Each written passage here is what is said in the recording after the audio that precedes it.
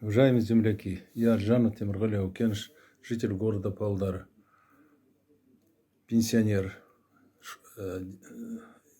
Школьные годы провел в село Майского района Павлодарской области. Это село находится 25 километров от города Курчатова.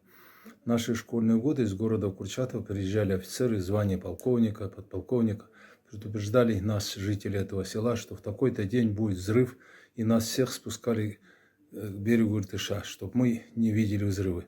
Однако мы, дети, выходили и видели грибки, как они потихоньку поднимались и взрывались. Вот.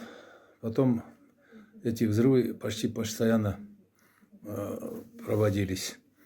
Но когда я там начал работать шофером, потом председателем сельсовета, в 1988 году был взрыв, в результате чего потолок магазина «Хозмаг» упала. Я был вынужден выехать туда и связаться с высшим начальством города Курчатова. Впоследствии они нам устранили вот это все. И в 1988 году летом я провел там митинг об закрытии Семипалатинского ядерного полигона с приглашением командира полигона генерал-лейтенанта Ильенко Аркадия Даниловича. Однако он сам не приехал, отправил высших офицеров. Долгие годы мы занимались этим вопросом о Семипалатинском ядерном полигоне. И все-таки полигон оставил свой след. Сейчас, в данный момент, в Майском районе проживают дети 1972 года, которым уже за 50 лет, но они инвалиды. Их ни один, ни два, ни три. Я могу сказать, полигон оставил свой след в Майском районе. По данным на 2001 года, в Майском районе проживает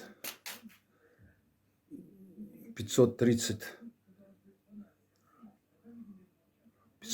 инвалидов.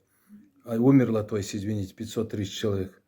В том числе до 63 года не дожили 225. Это совсем молодые люди.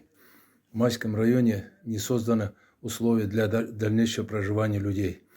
Закон, принятый 18 декабря 1992 года, которому прошло 30 лет, он бездействует. Во-первых, там в законе написано, что должны надбавку к заработной плате, пенсии, максимальной зоны Майского района, должны к отпуску 10 дней добавить.